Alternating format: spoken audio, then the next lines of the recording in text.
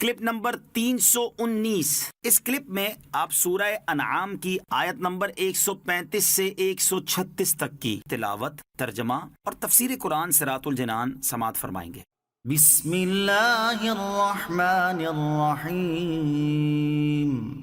ترجمہ، اللہ کے نام سے شروع جو نہایت مہربان رحمت والا ہے۔ قل یا قوم اعملوا على مكانتكم انی عامل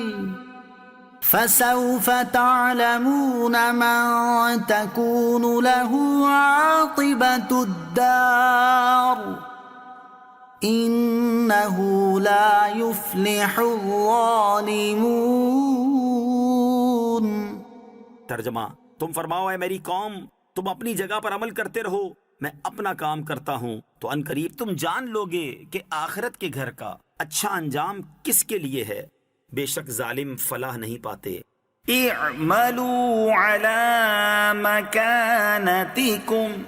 تم اپنی جگہ پر عمل کرتے رہو،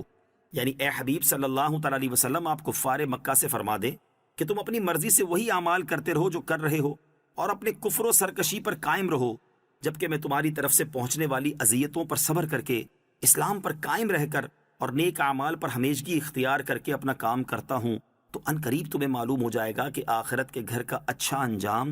کس کے لیے ہے، بے شک اللہ تعالیٰ کے ساتھ کفر و شرک کرنے والے فلاح نہیں پاتے۔ یاد رہے کہ اس آیت میں جو فرمایا گیا کہ تم اپنی جگہ پر عمل کرتے رہو، اس میں کفر یا گناہ کی اجازت نہیں بلکہ اظہار غضب کے لیے اس طرح فرمایا گیا، جیسے ایک اور مقام پر اللہ تعالیٰ ارشاد فرماتا ہے فَمَن شَاءَ فَلْيُؤْمِن وَمَن شَاءَ فَلْيَكْفُرْ،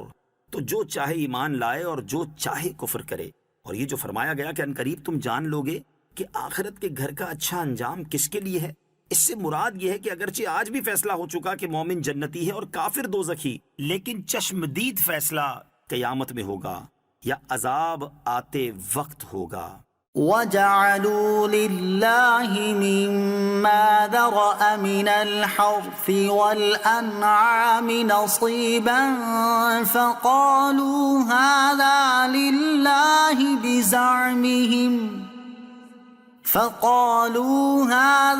لِلَّهِ بِزَعْمِهِمْ وَهَذَا لِشُرَكَائِنَا فَمَا كَانَ لِشُرَكَائِهِمْ فَلَا يَصِلُ إِلَى اللَّهِ وَمَا كَانَ لِلَّهِ فَهُوَ يَصِلُ إِلَى شُرَكَائِهِمْ سَاءَ مَا يَحْكُمُونَ۔ ترجمہ، اور اللہ نے جو کھیتی اور مویشی پیدا کیے ہیں، یہ مشرک ان میں سے ایک حصہ اللہ کے لیے قرار دیتے ہیں، پھر اپنے گمان سے کہتے کہ یہ حصہ تو اللہ کے لیے ہے اور یہ ہمارے شریکوں کے لیے ہے، تو جو ان کے شریکوں کے لیے ہے وہ تو اللہ تک نہیں پہنچتا، اور جو اللہ کے لیے ہے وہ ان کے شریکوں کو پہنچ جاتا ہے۔ کتنا برا یہ فیصلہ کرتے ہیں۔ وَجَعَلُوا لِلَّهِ،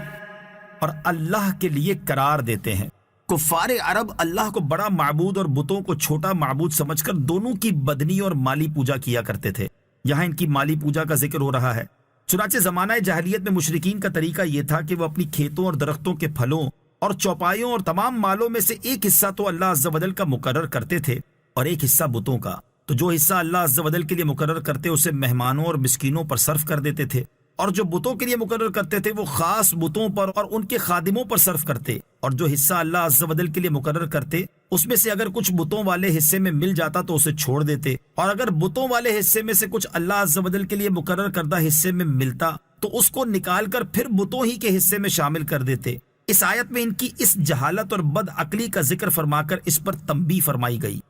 سَاءَ مَا يَحْكُمُونَ،